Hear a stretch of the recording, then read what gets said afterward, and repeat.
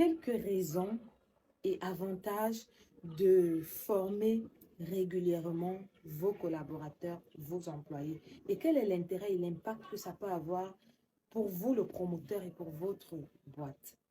Mais avant, je vais vous partager une petite expérience. Il y a quelques semaines, je vais en supermarché. Bon, quand je termine mes tours dans les rayons, je suis au niveau de la caisse. La caissière comptabilise tout ce que j'ai, elle met à côté. Il y a souvent un jeune homme là. Quand la caissière a fini de mettre à côté, lui, il prend, il met dans le sac ou dans le plastique. Et pendant ce temps, moi, je suis concentrée à régler ma facture par paiement mobile. Et le jeune homme est en train de mettre les choses dans le plastique. À un moment donné, il s'arrête et il ramasse un stylo parmi les affaires que j'avais. Il dit à la dame, tiens, le stylo-ci est gâté. C'est ce qu'il lui a dit. Et à elle de répondre, et si c'est gâté, qu'est-ce que tu veux que je fasse? Si elle-même n'a pas vu ça en rayon quand elle ramassait là-bas, c'est moi qui dois venir lui dire ici que c'est gâté. C'est comme ça qu'elle a répondu. Et là, j'ai levé la tête. Je lui ai dit, pardon, madame. Elle voulait s'expliquer. Je lui ai dit que non. C'est-à-dire, c'est inconcevable cette manière de parler devant le client. Ça aurait été une conversation que tu avais eue avec ton collaborateur, tous les deux cachés là-bas, c'est pas grave.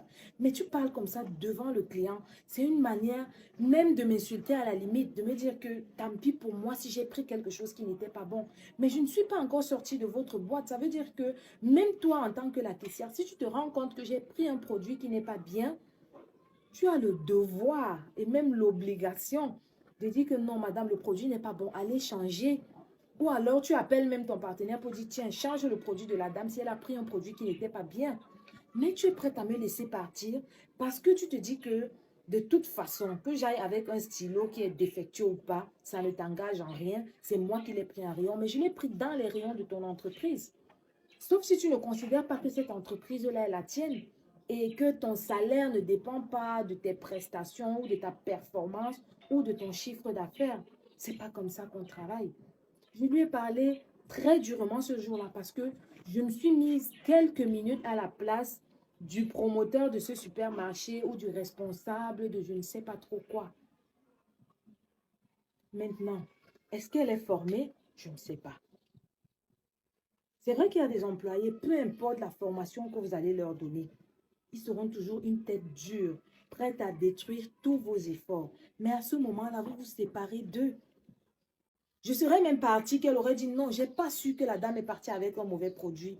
Mais son collègue le lui rappelle devant moi et elle dit quand même que est-ce que c'est de sa faute si je n'ai pas regardé ce que je ramassais en rayon? J'étais obligée de lui dire que madame, le stylo a une valeur de 150 francs. C'est vrai que ce n'est pas 150 francs qui est le problème, parce que là, je suis en train de vous payer une facture de près de 80 000 francs. Mais le problème, c'est la manière de t'adresser à moi, ou du moins la manière de t'adresser à ton collègue devant moi. Donc, en tant que manager, formez vos collaborateurs, et ça de façon régulière. Ça peut être une fois par semaine ou une fois par mois. Une sérieuse formation. Même s'il faut faire venir une ressource externe pour leur mettre ça dans la tête. Quels sont les enjeux? Quel est l'intérêt de tenir un certain langage, une certaine posture devant le client, devant le prospect que nous avons dans notre entreprise? Et ça doit s'inculquer à tout le monde, depuis le gardien jusqu'à, c'est-à-dire tout le monde qui est susceptible de dire même bonjour au client doit recevoir cette formation-là. Parce que c'est l'image de l'entreprise qu'on vend.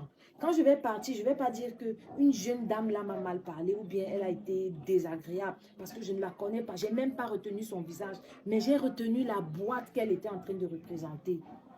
Donc, au moment où votre employé franchit le seuil de votre entreprise, il doit comprendre que ici, là, il représente des valeurs que vous avez définies. Il défend une éthique, il défend une image que vous, le promoteur, vous avez définie au préalable. Mais si ce n'est pas le cas, vous allez dans une boîte où chacun gère les humeurs. Mon mari m'a mal parlé le matin, je mets ça sur le client. Non, tu as l'obligation de sourire. Tu as l'obligation de dire bonjour au client qui arrive à la caisse, même si lui ne te dit pas bonjour. Quand il est devant toi, tu dis bonjour madame en prenant son argent. Quand tu récupères et que tu as terminé, tu lui dis merci. Ce sont des détails comme ça. Mais vous allez arriver dans un supermarché, quand vous êtes à la caisse, c'est simplement comme si la caissière ou la serveuse vous faisait la faveur de votre vie. Et ça, c'est partout. c'est-à-dire dans les supermarchés, dans les restaurants, dans les bars, dans les prêt-à-porter même parfois. Parce que vous ressentez quand c'est le responsable même qui vous reçoit et quand c'est son employé. Mais est-ce qu'ils sont formés? Ou alors, juste parce qu'il a accepté le salaire que vous alliez lui donner, vous vous êtes dit, ok, c'est bon, moi ça m'arrange. Mais il peut vous faire couler la boîte. Donc, faisons un effort à ce niveau-là, d'inculquer à nos équipes ce qu'on voudrait que le client perçoive de nous, l'image qu'on voudrait vendre. Tout le monde devrait l'avoir. Du gardien à l'autre en haut là-bas, on devrait sentir qu'on a la même façon de parler, la même façon de répondre.